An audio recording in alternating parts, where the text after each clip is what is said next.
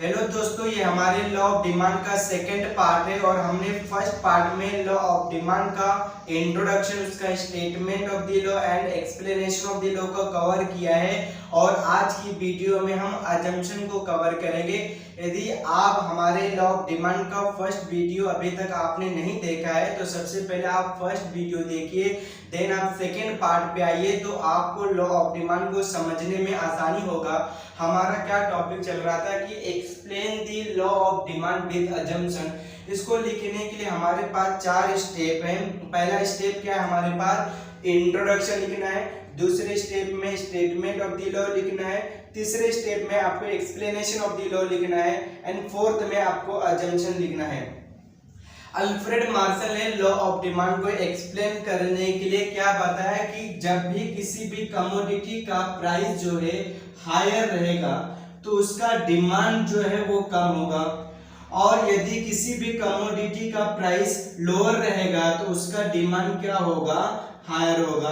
Alfred Marshall ने law of demand को explain करने के लिए क्या कहा कि जब भी किसी भी कमोडिटी का प्राइस हायर रहेगा तो उसका डिमांड क्या होगा, लोअर होगा। यदि उसका प्राइस लोअर है तो उसका डिमांड क्या होगा, हायर होगा। लेकिन अल्फ्रेड मार्शल ने अपनी बात को एक्सप्लेन करने के लिए सिर्फ एक फैक्टर को ही कंसीडर किया, ओनली प्राइस। अल्फ्रेड मार्शल ने अपनी बात को एक्सप्लेन करने के लिए सिर्फ एक ही फैक्टर को कंसीडर किया, वो प्राइस।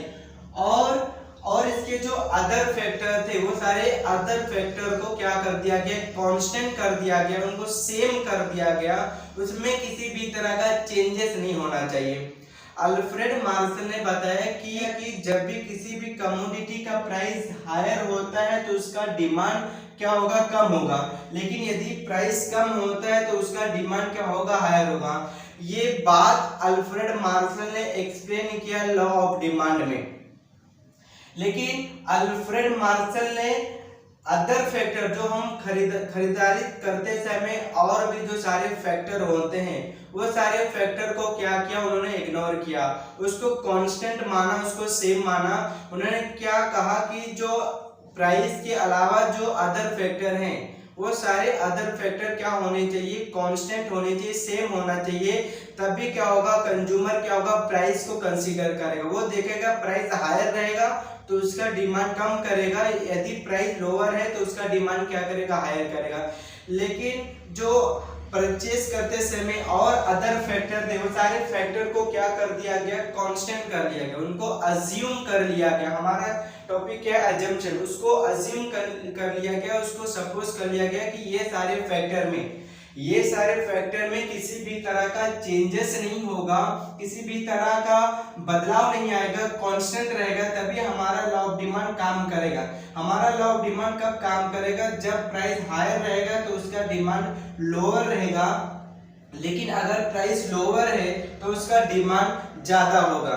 देखिए, अल्फ्रेड मार्शल ने अदर फैक्टर को कांस्टेंट मान लिया, तभी अपने लॉ ऑफ डिमांड को एक्सप्लेन किया।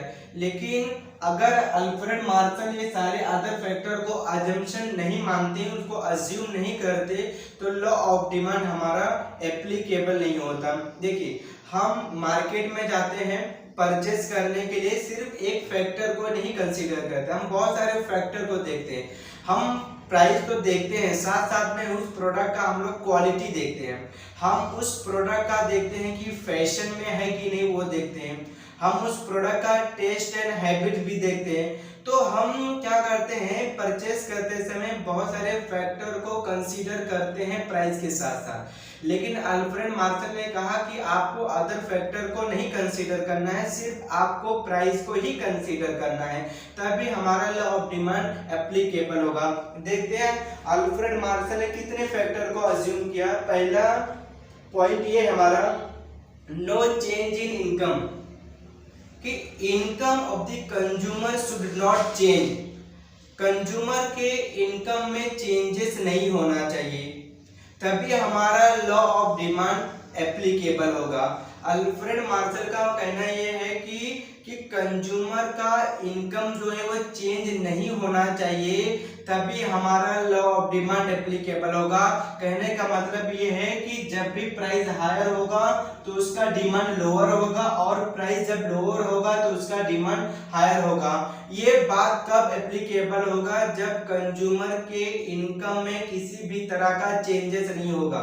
No change in income, no change in income, consumer के इनकम में चेंजेस नहीं होना चाहिए, तभी हमारा लॉ ऑफ डिमांड वैलिड होगा, तभी हमारा लॉ ऑफ डिमांड वर्किंग करेगा। लेकिन अगर कंज्यूमर का इनकम चेंज हो जाए, अगर कंज्यूमर का इनकम इंक्रीज हो जाएगा तो कंज्यूमर का परचेसिंग पावर इंक्रीज हो जाएगा। तो कंज्यूमर क्या करेगा? खरीदते समय प्राइस को देखेगा और साथ साथ में अपना ये देखेगा कि मेरी परचेसिंग पावर कितनी है, एबिलिटी कितना है, मेरे पास इनकम कितना है। यदि उसके पास इनकम ज्यादा रहेगा, पैसा ज्यादा रहेगा, तो वो हायर प्राइस पे भी परचेस करेगा। तो he may purchase more even at higher price. इसलिए अल्फ्रेड मार्शल ने अज्यूम कर लिया कि कंज्यूमर की इनकम में चेंजेस नहीं होना चाहिए, तभी हमारा लॉ ऑफ डिमांड एप्लीकेबल होगा। अदरवाइज कंज्यूमर के इनकम में चेंजेस होने पर वो क्या करेगा? He may buy more even at higher price पे। तो पहला पॉइंट था हमारा नो चेंज इन इनकम। आपको इतना ध्यान में रखना है कि कंज्यूमर के इनकम में किसी भी तरह का चेंजेस नहीं होना चाहिए। कंज्यूमर के इनकम क्या होना चाहिए? कांस्टेंट रहना चाहिए। Then our law of demand will be applicable, तभी हमारा लॉ ऑफ डिमांड ट्रू होगा, नहीं तो हमारा लॉ ऑफ डिमांड ब्रेक हो जाएगा। कब ब्रेक हो जाएगा? जब कंज्यूमर के इनकम में चेंजेस आएगा। कंज्यूमर का इनकम जब बढ़ेगा तो उसकी परचेसिंग पावर भी बढ़ेगा, तो वो उसके पास इनकम ज्यादा रहेगा, पैसा ज्यादा रहेगा, तो हायर प्राइस पे भी हायर परचेस करेगा। तो एक या करे वो हायर प्राइस रहेगा तो भी वो ज्यादा से ज्यादा परचेज करेगा, तो इससे हमारा लॉ ऑफ डिमांड ब्रेक हो जाएगा। ये बात वैलिड नहीं हो पाएगी। अल्फ्रेड मार्शल ने कहा कि आपके इनकम में चेंजेस नहीं होना चाहिए, तब क्या होगा? हायर प्राइस पे लोअर डिमांड होगा और लोअर प्राइस पे हायर डिमांड होगा। अगर इनकम में चेंजेस हो जाए, इनकम बढ़ जाएगा, तो कंज्यूमर क्या करेगा? इनकम बढ़ने के साथ साथ वो प्राइस हायर होता भी रहेगा तो उसको किसी भी तरह का फर्क नहीं पड़ेगा। वो क्या करेगा? इनकम उसके पास ज्यादा रहेगा तो वो ज्यादा परचेस करेगा इवन एट हायर प्राइस पे। इसलिए अल्फ्रेड मार्शल ने अजम्पशन मान लिया, अज्यूम कर लिया कि कंज्यूमर के इनकम में चेंजेस नहीं होना चाहिए। यहाँ पे देखिए आपको ये जितने सारे फैक्टर लिखे गए हैं, ये सारे फैक्टर क्या होने चाहिए? कांस्टेंट होने चाहिए, सेम होने चाहिए, अनचेंज होना चाहिए, तभी हमारा लॉ ऑफ डिमांड वर्किंग करेगा। लॉ ऑफ डिमांड वर्किंग करेगा मतलब हायर प्राइस पे लोअर डिमांड होगा एंड लोअर प्राइस पे हायर डिमांड होगा। ये कब होगा? जब हम सिर्फ प्राइस को ही कंसीडर करेंगे, जब हम प्राइस पे ही फोकस करेंगे, तभी ये हमारा हायर प्राइस पे लोअर डिमांड होगा और लोअर प्राइस पे हायर डिमांड होगा। लेकिन यदि ये सारे फैक्टर में चेंजेस हो जाएंगे तो हम प्राइस के अलावा और अदर फैक्टर को भी कंसीडर करेंगे। तो अगर जैसे मान लेते हैं कि इनकम जो है कंज्यूमर का चेंज हो जाए, बढ़ जाए, तो क्या होगा? उसका परचेसिंग एबिलिटी इंक्रीज हो जाएगा, तो हायर प्राइस भी रहेगा तो वो परचेस करेगा क्योंकि उसके पास पैसा है। तो इससे हमारा लॉ ऑफ डिमांड ब्रेक हो जाएगा। इसलिए अल्फ्रेड मार्शल ने अज्यूम कर लिया, मान लिया कि कंज्यूमर के इनकम में चेंजेस नहीं होना चाहिए, तभी हमारा लॉ ऑफ डिमांड वर्किंग करेगा, अदरवाइज हमारा लॉ ऑफ डिमांड ब्रेक हो जाएगा। दूसरे पॉइंट के हमारे पास no change in overall quality, कि क्वालिटी जो है वो प्रोडक्ट का चेंजेस नहीं होना चाहिए। Quality of product should not change, मतलब जो प्रोडक्ट का क्वालिटी है उसमें किसी भी तरह का इम्प्रोवाइज नहीं होना चाहिए। प्रोडक्ट की क्वालिटी में किसी भी तरह का चेंजेस नहीं होना चाहिए, प्रोडक्ट की क्वालिटी में किसी भी तरह का एडवांस नहीं होना चाहिए, तभी हमारा लॉ ऑफ डिमांड क्या होगा? ट्रू होगा। तभी क्या होगा, जब प्रोडक्ट का क्वालिटी कांस्टेंट रहेगा, सेम रहेगा, तो कंज्यूमर किस बात को फोकस करेगा, सिर्फ प्राइस को कंसीडर करेगा। वो देखेगा कि प्राइस जो इस प्रोडक्ट का हायर रहेगा तो मैं कम डिमांड करूंगा, एंड प्राइस लोअर रहेगा तो उसका डिमांड क्या करेगा, वो ज्यादा करेगा। लेकिन प्रोडक्ट की क्वालिटी में इनहांसेस हो जाए, इम्प्रूवाइज हो जाए, उसकी प्रोडक्ट की क्वालिटी इंक्रीज हो जाए, तो वो क्या करेगा, तो वो प्राइस के अलावा वो क्वालिटी को भी कंसीडर करेगा। अगर उस प्रोडक्ट का क्वालिटी बेटर है, उस प्रोडक्ट का क्वालिटी अच्छा है, तो हायर प्राइस भी पे करने के लिए रेडी रहेगा। तो हायर प्राइस पे भी यहाँ पे हायर डिमांड होगा, इससे हमारा लॉ ऑफ डिमांड क्या हो जाएगा, इनवैलिड हो जाएगा, हमारा लॉ ऑफ डिमांड यहाँ पे ब्रेक हो जाएगा। इसलिए अल्फ्रेड मार्शल ने अज्यूम किया है कि प्रोडक्ट की क्वालिटी में किसी भी तरह का चेंजेस नहीं होना चाहिए, जो प्रोडक्ट का क्वालिटी है वही प्रोडक्ट का क्वालिटी होना चाहिए, तभी कंज्यूमर क्या करेगा, प्राइस को कंसीडर करेगा। वो देखेगा हायर प्राइस रहेगा तो लोअर डिमांड करेगा, एंड लोअर प्राइस रहेगा तो हायर डिमांड करेगा। तो हमारा लॉ ऑफ डिमांड तभी एप्लीकेबल होगा अगर प्रोडक्ट के क्वालिटी में किसी भी तरह का चेंजेस आ जाए, इंक्रीज हो जाए, इम्प्रूवाइज कर दिया जाए क्वालिटी, तो यहाँ पे कंज्यूमर क्या करेगा, परचेज करते टाइम पे प्राइस को तो देखेगा ही, साथ साथ में ये भी देखेगा उस प्रोडक्ट का क्वालिटी क्या है। अगर क्वालिटी में इम्प्रूवाइज किया गया, क्वालिटी में कुछ बदलाव किया गया है, तो वो हायर प्राइस पे करने के लिए रेडी रहेगा। तो हायर प्राइस पे भी, मतलब हायर प्राइस पे भी हायर डिमांड करेगा, इससे हमारा लॉ ऑफ डिमांड ब्रेक हो जाएगा, हमारा लॉ ऑफ डिमांड इनवैलिड हो जाएगा। इसलिए अल्फ्रेड मार्शल ने अज्यूम कर लिया कि प्रोडक्ट की क्वालिटी में किसी भी तरह का चेंजेस नहीं होना चाहिए, प्रोडक्ट जो है क्वालिटी कांस्टेंट रहना चाहिए, तभी हमारा लॉ ऑफ डिमांड वर्किंग करेगा, तभी लॉ ऑफ करेगा। तो कंज्यूमर क्या करेगा, परचेस करते टाइम सिर्फ प्राइस को ही कंसीडर करेगा और अदर फैक्टर को इग्नोर कर देगा। जब प्रोडक्ट की क्वालिटी में किसी भी तरह का चेंजेस नहीं होगा, प्रोडक्ट की क्वालिटी कांस्टेंट रहेगा, तो सिर्फ प्राइस को कंसीडर करेगा। अगर प्रोडक्ट की क्वालिटी इंक्रीज हो जाए, बेटर हो जाए, तो हायर प्राइस पे करने के लिए रेडी रहेगा कंज्यूमर। तो इससे हमारा लॉ ऑफ डिमांड क्या हो जाएगा, ब्रेक हो जाएगा। ये कंडीशन हमको मीट आउट नहीं होगा कि हायर प्राइस पे लोअर डिमांड होगा, लोअर प्राइस पे हायर डिमांड होगा, ये हमारा कंडीशन क्या हो जाएगा, ब्रेक हो जाएगा। तो इस कंडीशन को, इस बात को एक्सप्लेन करने के लिए अल्फ्रेड मार्शल ने जितने सारे फैक्टर थे प्राइस के अलावा, उसको कांस्टेंट मान लिया, उसको क्या कर लिया कि सेम रहना चाहिए, अनचेंज होना चाहिए, तभी हमारा लॉ ऑफ डिमांड क्या होगा, वर्किंग करेगा। तीसरी बात यहाँ पे हमारे पास क्या है, नो चेंज इन फैशन, कि मार्केट में जो ट्रेंड है, जो मार्केट का फैशन है, उस मार्केट के फैशन में चेंजेस नहीं होना चाहिए। मार्केट का फैशन जो है कांस्टेंट रहना चाहिए, सेम रहना चाहिए, आउटडेटेड रहना चाहिए। तो कंज्यूमर क्या करेगा, मान लेते हैं कंज्यूमर क्लॉथ परचेस करने गया है, तो अगर उस प्रोडक्ट का फैशन जो है चेंज नहीं है, वही नहीं चेंज है, तो वो क्या करेगा, सिर्फ प्राइस को कंसीडर करेगा। वो देखेगा प्राइस हायर रहेगा तो मैं कम डिमांड करूंगा, लोअर प्राइस रहेगा तो हायर डिमांड करूंगा। तो इससे हमारा लॉ ऑफ डिमांड क्या हो जाएगा, एप्लीकेबल हो जाएगा, ट्रू हो जाएगा। अल्फ्रेड मार्शल को यही बताना है कि प्राइस हायर होने पे लोअर डिमांड होगा एंड लोअर प्राइस पे हायर डिमांड होगा। लेकिन यदि कंज्यूमर मार्केट में जाता है और मार्केट का फैशन चेंज हो जाता है, मार्केट का ट्रेंड चेंज हो जाता है, तो अगर सेलर जो है हायर प्राइस चार्ज करेगा, तो कंज्यूमर यहाँ पे कंफ्यूजन में आ जाएगा। कंज्यूमर देखना चालू कर देगा, प्राइस भी देखेगा और साथ साथ में मार्केट का फैशन भी देखेगा। अगर मार्केट का फैशन जो है लेटेस्ट है, ट्रेंड में चल रहा है, तो क्या करेगा, हायर प्राइस भी पे करने के लिए रेडी रहेगा। तो वो क्या करेगा, कंज्यूमर हायर प्राइस पे भी हायर डिमांड कर लेगा। इससे हमारा क्या होगा, लॉ ऑफ डिमांड क्या हो जाएगा, ब्रेक हो जाएगा। तो जिससे हमारा लॉ ऑफ डिमांड इनवैलिड हो जाएगा, हमारा लॉ ऑफ डिमांड वर्किंग नहीं करेगा। तो अल्फ्रेड मार्शल ने ये बता दिया कि higher price lower demand, lower price higher demand तभी होगा जब मार्केट का फैशन जो है चेंजेस नहीं होना चाहिए। मार्केट के फैशन में किसी भी तरह का बदलाव नहीं होना चाहिए, ट्रेंड नहीं आना चाहिए। जो मार्केट का फैशन जो चल रहा है वही कंटिन्यू होना चाहिए, उसमें बदलाव नहीं होना चाहिए, चेंजेस नहीं होना चाहिए। तभी हमारा लॉ ऑफ डिमांड क्या होगा, एप्लीकेबल होगा। तभी क्या होगा, कंज्यूमर जो है फैशन को नहीं ध्यान करेगा, सिर्फ वो प्राइस को कंसीडर करेगा जो अल्फ्रेड मार्शल चाहते हैं।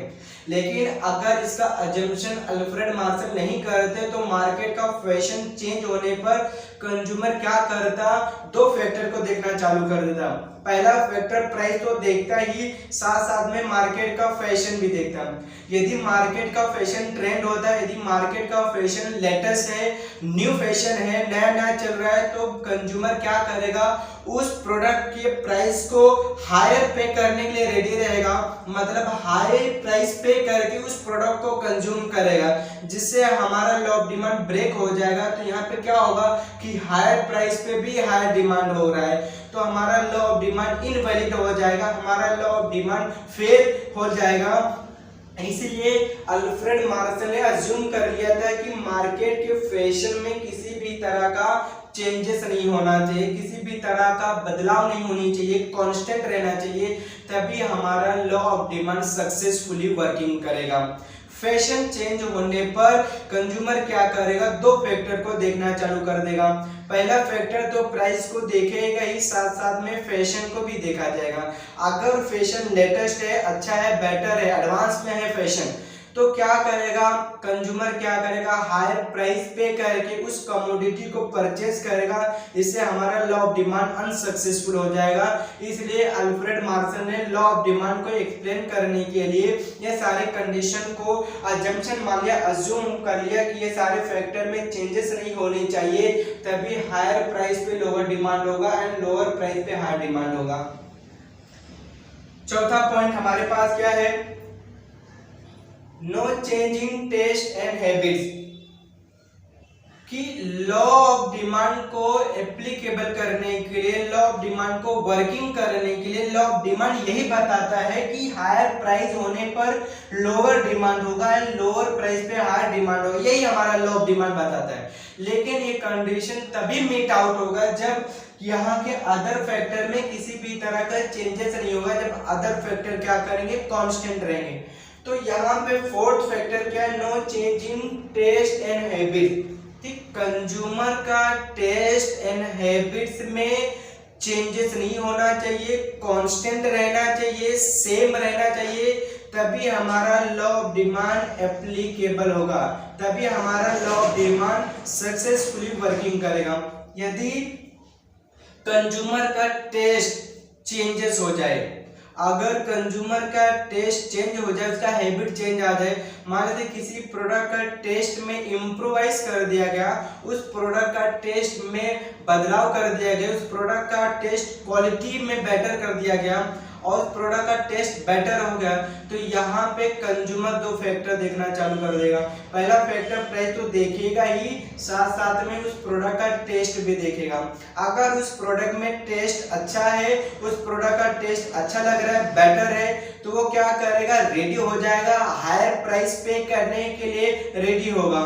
तो इससे हमारा लॉ ऑफ डिमांड क्या हो जाएगा, ब्रेक हो जाएगा। लॉ ऑफ डिमांड क्या हो जाएगा, ब्रेक हो जाएगा, हमारा लॉ ऑफ डिमांड इनवैलिड हो जाएगा। मतलब क्या है कि यदि किसी भी प्रोडक्ट का टेस्ट इम्प्रूवाइज हो जाए, उस प्रोडक्ट का टेस्ट बेटर हो जाए, तो यहाँ पे कंज्यूमर खरीदते टाइम दो फैक्टर को देखेगा, प्राइस को तो देखेगा ही, साथ साथ में टेस्ट देखेगा। वो देखेगा इस प्रोडक्ट का टेस्ट बढ़ गया है, इस प्रोडक्ट के टेस्ट में एडवांसमेंट आ गया है, इस प्रोडक्ट का टेस्ट बेटर और अच्छा लग रहा है, तो वो क्या करेगा, हायर प्राइस भी पे करके उस प्रोडक्ट को कंज्यूम करेगा। इससे हमारा लॉ ऑफ डिमांड क्या हो जाएगा, इनवैलिड हो जाएगा, हमारा लॉ ऑफ डिमांड अनसक्सेसफुल हो जाएगा। तो हमारे लॉ ऑफ डिमांड को फंक्शनिंग करने के लिए, वर्किंग करने के लिए हमने अज्यूम कर लिया कि प्रोडक्ट का जो टेस्ट है उसमें किसी भी तरह का चेंजेस नहीं होना चाहिए। तो यदि उसमें चेंजेस नहीं होगा तो कंज्यूमर क्या करेगा, खरीदते टाइम टेस्ट को इग्नोर करेगा, सिर्फ प्राइस को देखेगा। टेस्ट को इसलिए इग्नोर करेगा क्योंकि टेस्ट तो सेम है, वही जो टेस्ट पहले से मिल रहा है वही टेस्ट इसमें भी मिलेगा, तो उसी प्राइस को देखेगा। प्राइस को देखेगा कि हायर प्राइस रहेगा तो लोअर डिमांड होगा, लोअर प्राइस रहेगा तो हायर डिमांड होगा। तो हमने अज्यूम कर लिया कि प्रोडक्ट के टेस्ट में चेंजेस नहीं होना चाहिए, प्रोडक्ट का टेस्ट क्या होना चाहिए, सेम रहना चाहिए, should not be change, then our law of demand will be applicable. Taste को चेंजेस होने से हमारा लॉ ऑफ डिमांड ब्रेक हो जाएगा। यहाँ पे दूसरी पॉइंट में लिखा था no change in taste and habits. अगर हैबिट्स में चेंजेस आ गया, अगर किसी कंज्यूमर के हैबिट्स लग गया, चेंजेस हो गया, उसका हैबिट्स और इंक्रीज हो रहा है, तो वो क्या करेगा, अपनी हैबिट्स को सेटिस्फाई करने के लिए, अपने आप को संतुष्ट रखने के लिए अगर किसी भी प्रोडक्ट का प्राइस हायर होगा तो हायर प्राइस पे करके उस प्रोडक्ट को कंज्यूम करेगा। इससे हमारा लॉ ऑफ डिमांड क्या हो जाएगा, इनवैलिड हो जाएगा, ब्रेक हो जाएगा। तो कंज्यूमर के हैबिट्स में नहीं चेंज होना चाहिए। मान लेते हैं किसी भी इंसान को स्मोकिंग का हैबिट्स लगा है, हैबिट्स बढ़ते जा रहा है, हैबिट्स बढ़ते जा रहा है, इंक्रीज हो रहा है उसके हैबिट्स में, और चेंजेस आ गया और वो हैबिट लग चुका है और हैबिचुएटेड हो गया उस प्रोडक्ट का, तो उस हैबिट लगने की वजह से अगर उससे किसी सेलर ने हायर प्राइस चार्ज करेगा तो भी वो हायर प्राइस पे करने के लिए रेडी होगा, क्योंकि अपने आप को उसको सेटिस्फाई करना है, क्योंकि उस प्रोडक्ट का हैबिट्स लग चुका है। तो हैबिट लगने पे क्या होगा कि वो हायर प्राइस भी पे करने के लिए रेडी होगा, इससे हमारा वो लॉ डिमांड को ब्रेक कर देगा। मान लेते किसी भी कंज्यूमर को किसी भी प्रोडक्ट का हैबिट्स लग चुका है, उस प्रोडक्ट का habits day by day increase होते जा रहा है, तो वो क्या करेगा, वो प्राइस फैक्टर को इग्नोर करते जाएगा। अपने आप को खुश रखने के लिए वो क्या करेगा, हायर प्राइस भी पे करने के लिए वो रेडी होगा। तो हायर प्राइस पे भी हायर डिमांड होगा, तो हमारा लॉ ऑफ डिमांड क्या हो जाएगा, ये कंडीशन ब्रेक हो जाएगा और हमारा लॉ ऑफ डिमांड वर्किंग नहीं करेगा। इसलिए अल्फ्रेड मार्शल ने अजम्पशन कर लिया कि no change in taste and habit, कि प्रोडक्ट में टेस्ट नहीं चेंजेस होना चाहिए, टेस्ट में इम्प्रूवाइज नहीं होना चाहिए, टेस्ट में बदलाव नहीं आना चाहिए, और किसी भी कंज्यूमर के हैबिट्स इंक्रीज नहीं होना चाहिए। अगर टेस्ट एंड हैबिट्स में चेंजेस आ गया, इंक्रीज हो जाएगा, तो कंज्यूमर क्या करेगा, परचेस करते टाइम पे प्राइस को इग्नोर करते जाएगा और टेस्ट एंड हैबिट्स को ज्यादा इंपॉर्टेंस देगा। अगर टेस्ट अच्छा लगेगा तो हायर प्राइस पे करेगा और हायर डिमांड करेगा इवन एट हायर प्राइस पे। अगर किसी भी कंज्यूमर के हैबिट्स बढ़ते जा रहा है, इंक्रीज हो रहा है डे बाय डे, उसकी हैबिट्स, उसका लत लगते जा रहा है उस प्रोडक्ट का, तो उस प्रोडक्ट को सेटिस्फाई करने के लिए, अपने आप को खुश रखने के लिए वो हायर प्राइस पे भी मोर डिमांड करेगा। इससे हमारा लॉ ऑफ डिमांड क्या हो जाएगा, ब्रेक हो जाएगा, हमारा लॉ ऑफ डिमांड इनवैलिड माना जाएगा। इसलिए अल्फ्रेड मार्शल ने अज्यूम कर लिया था कि प्रोडक्ट के टेस्ट में चेंजेस नहीं होना चाहिए और हैबिट्स में नहीं चेंजेस होना चाहिए। तो अगर ये सारे फैक्टर कांस्टेंट रहेंगे, सेम रहेंगे, तभी हमारा law of demand successfully working करेगा। हमारा लॉ ऑफ डिमांड सक्सेसफुल कब होगा, जब ये सारे फैक्टर क्या होंगे, हमारे लिए कांस्टेंट होंगे। तो कंज्यूमर क्या करेगा, परचेस करते टाइम सिर्फ प्राइस को देखेगा, प्राइस हायर होने पे लोअर डिमांड होगा एंड लोअर प्राइस होगा तो हायर डिमांड होगा। फिफ्थ पॉइंट में क्या है हमारा, no change in size of population, कि किसी भी कंट्री का पॉपुलेशन में चेंजेस नहीं होना चाहिए। Population should be constant, then our law of demand will be true.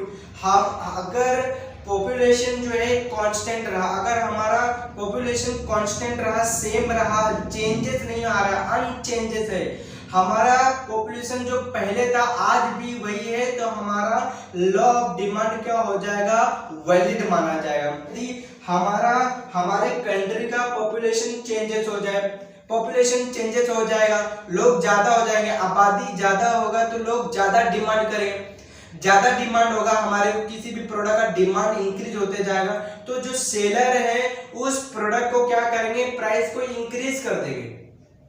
उस प्रोडक्ट का प्राइस इंक्रीज होने के बावजूद भी यहाँ पे डिमांड इतना ज्यादा रहेगा कि लोग हायर प्राइस पे करके उस प्रोडक्ट को कंज्यूम करेंगे। तो इससे क्या होगा, हमारा लॉ ऑफ डिमांड क्या हो जाएगा, फेल हो जाएगा।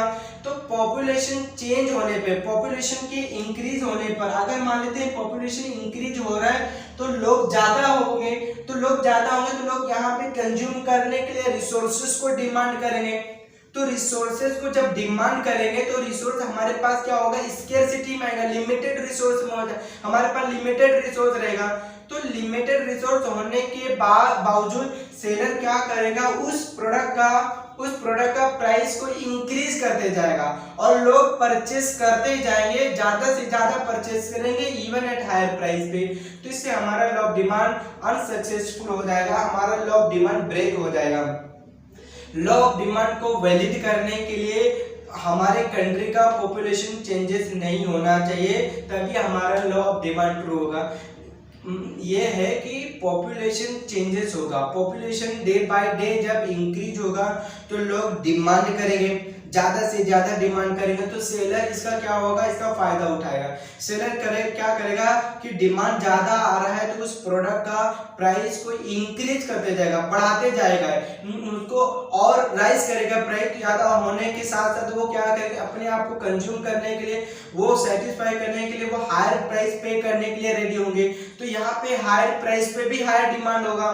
तो अल्फ्रेड मार्शल की जो बात है, हमारी जो लॉ है वो ब्रेक हो जाएगा। इसलिए पॉपुलेशन में भी चेंजेस नहीं होना चाहिए, पॉपुलेशन में भी किसी भी तरह का बदलाव नहीं होना चाहिए कि population should be constant, then our law of demand will be true, तभी हमारा लॉ ऑफ डिमांड ट्रू होगा। अब समझ रहे हैं मेरी बात को कि पॉपुलेशन चेंज होने पर लोग ज्यादा डिमांड करेंगे, तो जिस चीज का डिमांड ज्यादा होता है उसका प्राइस भी हायर होता है। तो प्राइस हायर होगा तो यहाँ पे डिमांड लो नहीं होगा, लोगों को कंज्यूम करने के लिए रिसोर्स चाहिए, प्रोडक्ट चाहिए, तो हायर प्राइस पे करके वो ज्यादा परचेस करेंगे, हायर प्राइस पे करने के लिए फिर भी डिमांड करेंगे। तो इससे हमारा लॉ ऑफ डिमांड क्या होगा, ब्रेक हो जाएगा, हमारा लॉ ऑफ डिमांड इनवैलिड हो जाएगा। इसलिए अल्फ्रेड मार्शल ने अज्यूम कर लिया कि no change in size of population. 6 point में हमारे पास क्या है, no expectation about future changes in price, कि कोई भी कंज्यूमर जो है नियर फ्यूचर में प्रोडक्ट का क्या प्राइस चेंजेस होगा, अगर इसमें किसी भी तरह का वो कंज्यूमर एक्सपेक्टेशन नहीं लगा पा रहा है, अपने आप को अनुमान नहीं लगा पा रहा है कि इस प्रोडक्ट का प्राइस नियर फ्यूचर में क्या बदलाव आएगा, क्या चेंजेस आएगा, इसके बारे में वो गेस नहीं कर पा रहा है, इसके बारे में प्रॉपर एक्सपेक्टेशन नहीं कर पा रहा है, तभी हमारा लॉ ऑफ डिमांड एप्लीकेबल होगा। मतलब कि कोई भी कंज्यूमर क्या हो, किसी भी प्रोडक्ट का जो प्राइस को एस्टिमेट ना कर पाए, एक्सपेक्टेशन ना लगा पाए कि नियर फ्यूचर में उस प्रोडक्ट का प्राइस क्या होगा, अगर क्या प्राइस होगा उसका एस्टिमेशन नहीं कर पा रहा है, उसको प्रॉपर तरीके से एनालिसिस नहीं कर पा रहा है, तो वो क्या करेगा, सिर्फ प्राइस फैक्टर को ध्यान में रखेगा कि अभी प्रेजेंट के टाइम में प्राइस क्या है, हायर प्राइस रहेगा तो लो डिमांड करेगा, लोअर प्राइस रहेगा तो हायर डिमांड करेगा। यहाँ पे कि कंज्यूमर का जो एक्सपेक्टेशन है अबाउट फ्यूचर प्राइस के बारे में चेंजेस नहीं होना चाहिए। इसको हम लोग समझते हैं कि मान लेते हैं कि किसी भी कमोडिटी का, या एग्जांपल लेते हैं कि कंज्यूमर जो है गोल्ड का, तो यहाँ पे हमारा 6 पॉइंट में क्या है, no expectation about future changes in price, कि कंज्यूमर जो है किसी भी प्रोडक्ट का इन नियर फ्यूचर में क्या प्राइस में चेंजेस आएगा, अगर इसका एक्सपेक्टेशन नहीं लगा पा रहा है, तभी हमारा लॉ ऑफ डिमांड क्या होगा, एप्लीकेबल होगा, तभी हमारा लॉ ऑफ डिमांड ट्रू होगा। मान लेते हैं कि कोई कंज्यूमर क्या कर रहा है कि अपने आप को गेस कर रहा है, एस्टिमेट कर रहा है कि इन नियर फ्यूचर में मान लेते हैं इस गोल्ड का जो है, इस गोल्ड का जो प्राइस जो है रुपीस, यहाँ पे हम लोग समझते हैं कि 45,000 रुपीस है। इस गोल्ड का प्राइस जो है 45,000 रुपीस में है। तो अगर वो इन फ्यूचर में गेस कर पा रहा है, अनुमान लगा पा रहा है कि इन 1 महीने के बाद, आफ्टर 1 मंथ के बाद क्या होगा, इस प्रोडक्ट के प्राइस में कितना चेंजेस आ जाएगा, वो 50,000 रुपीस में चेंजेस आ जाएगा, मतलब 45,000 से 50,000 में बढ़ जाएगा। क्या कर रहे हैं, इस प्रेजेंट टाइम पे भी यहाँ पे उसको लग रहा है कि इन फ्यूचर में एक महीने के बाद उस गोल्ड का प्राइस में इंक्रीज आ जाएगा, उस प्रोडक्ट के प्राइस में बढ़ोतरी आ जाएगा, इंक्रीज हो जाएगा। तो इस प्रेजेंट टाइम पे भी वो हायर प्राइस करेगा, हायर प्राइस पे भी हायर डिमांड करेगा। इससे हमारा लॉ ऑफ डिमांड क्या हो जाएगा, ब्रेक हो जाएगा। मतलब यहाँ पे ये है कि no expectation about future changes in price, कि किसी भी प्रोडक्ट के प्राइस में कंज्यूमर क्या है इन नियर फ्यूचर में गेस ना कर पाए, अनुमान ना लगा पाए कि किसी भी प्रोडक्ट का प्राइस एक महीने के बाद या आज के समय में क्या चेंजेस होगा, क्या बढ़ेगा, क्या घटेगा। अगर इससे आप गेस नहीं लगा पा रहा है तभी हमारा लॉ ऑफ डिमांड क्या होगा, एप्लीकेबल होगा, नहीं तो हमारा लॉ ऑफ डिमांड ब्रेक हो जाएगा। लेकिन मान लेते हैं कि जैसे मैंने एग्जांपल में मैं बताया कि आज जो है वो उस गोल्ड का, सोने का जो प्राइस क्या है 45,000 रुपीस में है, लेकिन उसको लग रहा है कि एक महीने के बाद क्या होगा 50,000 रुपीस होगा। तो वो क्या करेगा, कंज्यूमर इस प्रेजेंट टाइम पे भी हायर डिमांड कर लेगा, 45,000 पे भी आज ज्यादा से ज्यादा परचेज करेगा, क्योंकि वो गेस कर रहा है, अनुमान लगा रहा है कि नियर फ्यूचर में एक महीने के बाद उस गोल्ड का प्राइस इंक्रीज हो जाएगा, बढ़ जाएगा। तो इस प्रेजेंट टाइम में भी हायर डिमांड करेगा हायर प्राइस पे भी। तो इससे हमारा लॉ ऑफ डिमांड क्या हो जाएगा, ब्रेक हो जाएगा, हमारा लॉ ऑफ डिमांड क्या हो जाएगा, इनवैलिड हो जाएगा। तो कोई भी कंज्यूमर एक्सपेक्टेशन ना लगा पाए उस प्रोडक्ट के बारे में। No expectation about future changes in price, कि कोई भी कंज्यूमर किसी भी प्रोडक्ट के प्राइस में गेस ना कर पाए, एक्सपेक्टेशन ना कर पाए, चेंजेस नहीं कर पाए कि नियर फ्यूचर में प्रोडक्ट का प्राइस में क्या चेंजेस है। अगर इसका एक्सपेक्टेशन नहीं कर पा रहा है तभी हमारा लॉ ऑफ डिमांड एप्लीकेबल होगा, अदरवाइज हमारा लॉ ऑफ डिमांड यहाँ पे क्या हो जाएगा, ब्रेक हो जाएगा। अगर वो एक्सपेक्टेशन लगा पा रहा है तो अपने आप को भी रोकेगा, तो अदर फैक्टर को देखना चालू कर देगा, प्राइस को इग्नोर करेगा, साथ साथ में अदर फैक्टर को भी देखेगा। जैसे गोल्ड का दाम जो है आज 45,000 रुपया है, उसको लग रहा है कि नियर फ्यूचर में 50,000 हो जाएगा, तो आज हायर प्राइस पे भी हायर डिमांड करेगा। तो इससे भी हमारा लॉ ऑफ डिमांड क्या हो जाएगा, ब्रेक हो जाएगा। सपोज अगर इसका उल्टा हो जाए, आज का प्राइस 45,000 रुपया है, वो अनुमान लगा रहा है कि नियर फ्यूचर में 50,000 रुपया हो जाए, तो आज उसको लग रहा है कि एक महीने के बाद उस प्रोडक्ट का प्राइस में इंक्रीज हो जाएगा, तो आज हायर डिमांड करेगा, हायर डिमांड कर लेगा हायर प्राइस पे। लेकिन एक महीने के बाद उस प्रोडक्ट के प्राइस में क्या हो जाए, वहां पे कम हो जाए, रिड्यूस हो जाए, 45,000 के बदले में 40,000 रुपया हो जाए, तो यहाँ पे हमारे लॉ ऑफ डिमांड क्या हो जाएगा, ब्रेक हो जाएगा। इसलिए हमारा ये मानना है अल्फ्रेड मार्शल का कि no expectation about future changes in price, की प्राइस में किसी भी तरह का एक्सपेक्टेशन ना कर पाए नियर फ्यूचर में, नहीं तो वो क्या होगा, हायर प्राइस पे भी हायर डिमांड हो जाएगा यहाँ पे। तो इससे हमारा लॉ ऑफ डिमांड क्या हो जाएगा, ब्रेक हो जाएगा, लॉ ऑफ डिमांड हमारा यहाँ पे अनसक्सेसफुल होगा। 7th पॉइंट में हमारे पास है price of substitute goods remain constant. तो सब्स्टिट्यूट गुड्स क्या है हमारे पास, सब्स्टिट्यूट गुड्स मतलब क्या होता है, T and coffee, tea and coffee हो गया, उसके बाद हमारे पास पेप्सी एंड कोक हो जाता है। तो बहुत सारे सब्स्टिट्यूट गुड्स हैं हमारे पास। यहाँ पे price of substitute goods remain constant, तो सब्स्टिट्यूट गुड्स क्या हमारे पास, tea and coffee, tea and coffee. तो यहाँ पे क्या हो रहा है कि ये जो सब्स्टिट्यूट गुड्स है, इन सब्स्टिट्यूट गुड्स के प्राइस में चेंजेस नहीं होना चाहिए। मतलब क्या है, एक प्रोडक्ट के प्राइस में चेंजेस होने पर दूसरे कमोडिटी में क्या होगा, डिमांड बढ़ेगा, दूसरे कमोडिटी के डिमांड में चेंजेस होगा। Price of substitute goods remain constant, substitute goods मतलब टी एंड कॉफी हो गया, पेप्सी एंड कोक होगा। तो इनके किसी एक सब्स्टिट्यूट गुड्स में प्राइस चेंज होने पर दूसरे कमोडिटी, दूसरे सब्स्टिट्यूट गुड्स पे डिमांड में इफेक्ट डालेगा। इसलिए अल्फ्रेड मार्शल का अजम्पशन ये था कि सब्स्टिट्यूट गुड्स के प्राइस में भी किसी भी तरह का चेंजेस नहीं होना चाहिए, उनके प्राइस क्या होना चाहिए, कांस्टेंट रहना चाहिए, सेम रहना चाहिए। सपोज मान लेते हैं, यहाँ पे हम लोग मानते हैं कि एग्जांपल के तौर पे कि टी का प्राइस इंक्रीज हो गया, टी का प्राइस में चेंजेस आ गया, टी का प्राइस बढ़ गया, तो लोग डिमांड किसका करना चालू कर देंगे, कॉफी का।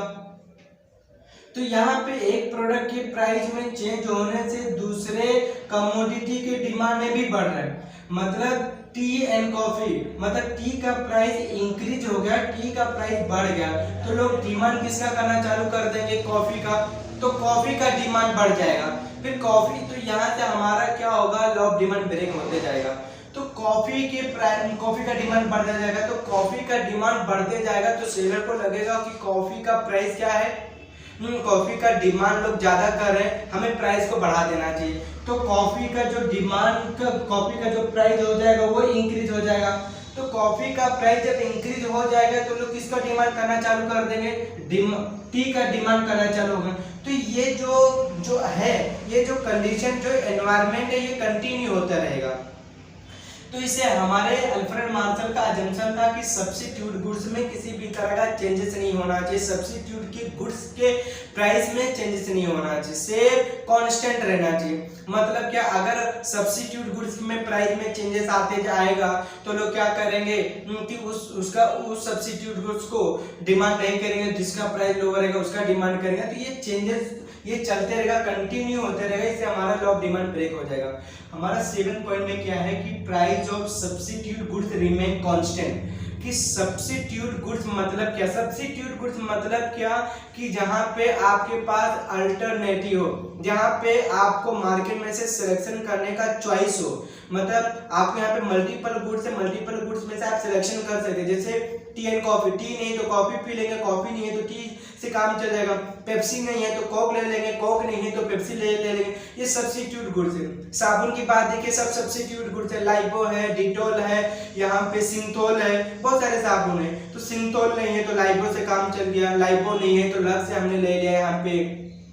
तो बहुत सारे ये सब्स्टिट्यूट गुड्स, सब्स्टिट्यूट गुड्स मतलब वो कमोडिटी जिसके मार्केट में अल्टरनेटिव हो। मतलब आप मान लेते हैं कि आपने यहाँ पे पेप्सी लेने गए तो पेप्सी नहीं है तो आपने कोक लिया, क्योंकि दोनों का टेस्ट सेम ही है। आप कोक लेने गए तो कोक नहीं है तो आपने पेप्सी ले लिया। आप गए थे लक्स साबुन लेने के, लक्स नहीं है तो आप सिंथोल लेके आ गए, सिंथोल साबुन लेने गए थे तो सिंथोल नहीं तो आपने डिटोल ले लिया। तो ये सब्स्टिट्यूट गुड्स है। तो अल्फ्रेड मार्शल का मानना ये था कि सब्स्टिट्यूट गुड्स के प्राइस में चेंजेस नहीं होना चाहिए, कांस्टेंट रहना चाहिए, कांस्टेंट रहना चाहिए, सेम रहना चाहिए, तभी हमारा लॉ ऑफ डिमांड वर्किंग करेगा। क्योंकि एक के प्राइस में चेंजेस होने पे दूसरे सब्स्टिट्यूट गुड्स में क्या होगा, डिमांड में बढ़ जाएगा, डिमांड चेंजेस होगा। ये होगा, देखिए मैं आपको बताता हूँ कि अगर मान लेते टी का प्राइस इंक्रीज हो गया तो लोग किसका डिमांड करेंगे, कॉफी का डिमांड करेंगे। तो कॉफी का डिमांड बढ़ते जाएगा, इंक्रीज होते जाएगा। तो सेलर कॉफी का जो सेलर को लगेगा कि कॉफी का डिमांड ज्यादा है तो इसका क्यों ना प्राइस इंक्रीज कर देते हैं। तो या क्या करेगा, उस कॉफी का जो प्राइस है वो उसको क्या करेगा, वो इंक्रीज कर देगा। कॉफी का प्राइस जो है इंक्रीज कॉफी का प्राइस जो है यहाँ पे इंक्रीज हो जाएगा, तो उसका लोग क्या करेंगे, कॉफी को छोड़ के टी का डिमांड करना चालू करेंगे, तो यहाँ पे टी का डिमांड बढ़ते जाएगा। तो ये कंडीशन हमेशा चलते रहेगा। इसलिए अल्फ्रेड मार्शल ने ये माना कि प्राइस जो है अब सब्स्टिट्यूट गुड्स का क्या होना चाहिए, सेम रहना चाहिए, कांस्टेंट रहना चाहिए। दूसरा पॉइंट में हमारे पास क्या है, price of complementary goods remain constant. Price of complementary goods क्या होना चाहिए, हमारे पास कांस्टेंट रहना चाहिए, सेम रहना चाहिए। कॉम्प्लीमेंट्री गुड्स मतलब two product demand together and it satisfy one single want. मतलब यहाँ पे कॉम्प्लीमेंट्री गुड्स मतलब यहाँ पे दो प्रोडक्ट को एक साथ आपको डिमांड करना पड़ता है, लेकिन आपको सेटिस्फाई करता है सिंगल वांट। दो प्रोडक्ट एक साथ आपको डिमांड करना पड़ेगा। Price of complementary goods remain constant. कि कॉम्प्लीमेंट्री जो गुड्स है, कॉम्प्लीमेंट्री गुड्स मतलब दो प्रोडक्ट को एक साथ आपको डिमांड करना पड़ता है और आपको ये सेटिस्फाई करता है आपका सिंगल वांट। मतलब कॉम्प्लीमेंट्री गुड्स मतलब यहाँ पे हम लोग लेते हैं कि कार एंड पेट्रोल, ये कॉम्प्लीमेंट्री गुड्स, दोनों को एक साथ आपको डिमांड करना पड़ेगा। उसके बाद पेन एंड इंक, आपको पेन डिमांड करना है तो इंक का भी डिमांड करना पड़ेगा। कॉम्प्लीमेंट्री गुड्स मतलब दो प्रोडक्ट को एक साथ आपको डिमांड करना पड़ेगा। जैसे कि कार एंड पेट्रोल, कार आपने डिमांड कर लिया तो आपको पेट्रोल डिमांड करना पड़ेगा। अगर आपके पास कार है तो पेट्रोल का डिमांड करना ही पड़ेगा आपको।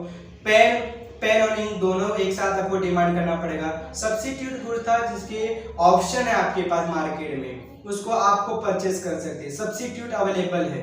और कॉम्प्लीमेंट्री गुड मतलब दो प्रोडक्ट को एक साथ डिमांड करना पड़ेगा, but it satisfy your single bond, आपके सिंगल बॉन्ड को ये सेटिस्फाई करेगा, कार एंड पेट्रोल। सपोज हम लोग समझते हैं कि प्राइस जो कॉम्प्लीमेंट्री गुड्स का रिमेन कांस्टेंट होना चाहिए। सपोज यहाँ पे कार का प्राइस क्या हो जाए, यहाँ पे लोअर हो जाए, कार का प्राइस कम हो जाएगा, तो यहाँ पे कार का क्या हो जाएगा, कार का मान लेते हैं यहाँ पे कार का जो प्राइस है वो लोअर हो गया, बट कार का प्राइस लोअर होने पे कार का प्राइस कम हो जाएगा, तो लोग क्या करेंगे, कार का डिमांड बढ़ा देंगे। कार का प्राइस क्या हो गया, लोअर हो गया, तो कार जो सेलर, कार का प्राइस लोअर हो गया तो लोग कार का डिमांड ज्यादा करेंगे, लोग कार को ज्यादा परचेस करेंगे, लोग कार को ज्यादा खरीदारी करेंगे। तो कार यहाँ पे ज्यादा डिमांड होगा प्राइस कम होने पे, तो कार जो है पानी से तो नहीं चलेगा, पेट्रोल से चलेगा, उसके लिए फ्यूल की जरूरत है, तो लोग पेट्रोल का डिमांड बढ़ेगा। तो यहाँ पे क्या होगा, पेट्रोल का डिमांड बढ़ेगा, पेट्रोल का डिमांड बढ़ते जाएगा धीरे धीरे, पेट्रोल का डिमांड बढ़ेगा धीरे धीरे, तो यहाँ पे क्या होगा, जो पेट्रोल सेलर है उसको लगेगा पेट्रोल का डिमांड ज्यादा हो रहा है, तो वो क्या करेगा, पेट्रोल का डिमांड जो है ज्यादा है तो वो क्या करेगा, पेट्रोल का भी प्राइस इंक्रीज कर देगा, पेट्रोल का प्राइस कम कर देगा, पेट्रोल का प्राइस क्या हो जाएगा, पेट्रोल का प्राइस बढ़ जाएगा। तो यहाँ पे क्या होगा कि ये जो कंडीशन है ये चलते रहेगा।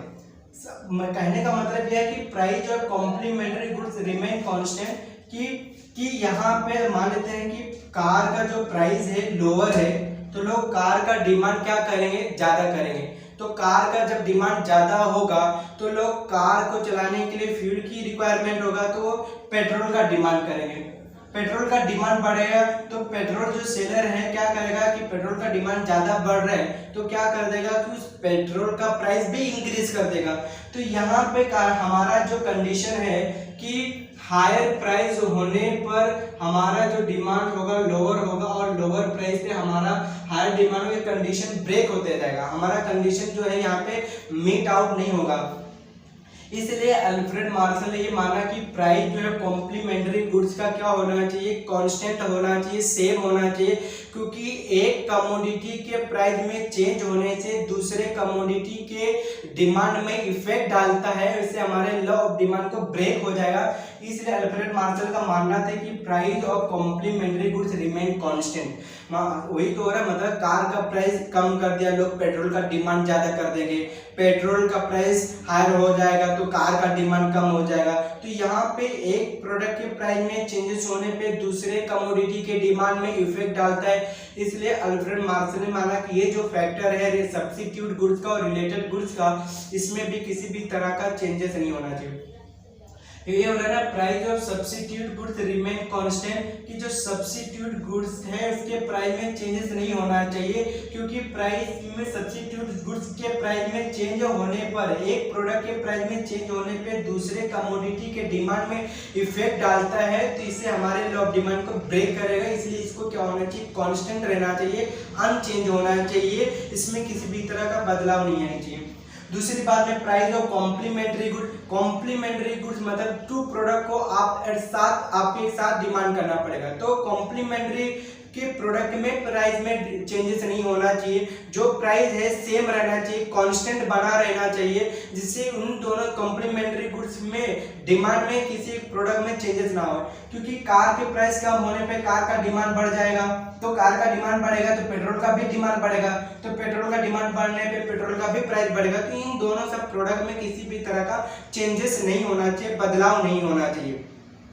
तो ये हमारा अजम्पशन था। ये अल्फ्रेड मार्शल ने लॉ ऑफ डिमांड को एक्सप्लेन करने के लिए सिर्फ प्राइस फैक्टर को ही कंसीडर किया कि हायर प्राइस होने पर लोअर डिमांड होगा एंड लोअर प्राइस पे हायर डिमांड होगा।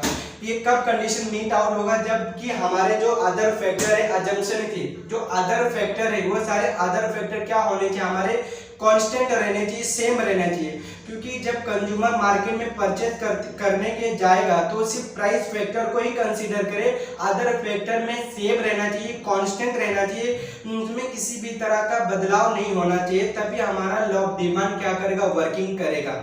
तभी हायर प्राइस पे लोअर डिमांड होगा, लोअर प्राइस पे हायर डिमांड होगा। ये सारे कंडीशन तभी, ये हमारे लॉ ऑफ डिमांड तभी ट्रू होगा, वैलिड ये तभी माना जाएगा जबकि जो अदर फैक्टर हैं वो सारे फैक्टर क्या होने चाहिए, कांस्टेंट रहने चाहिए, सेम रहना चाहिए। तो आई होप आप लोगों को अजम्पशन क्लियर है। यदि आपको इस वीडियो से आपको पसंद आया तो आप हमारी वीडियो को लाइक, शेयर एंड सब्सक्राइब करें और बेल आइकन को जरूर प्रेस करें, जिससे आपको हमारे हर वीडियो का नोटिफिकेशन आपको सबसे पहले मिले।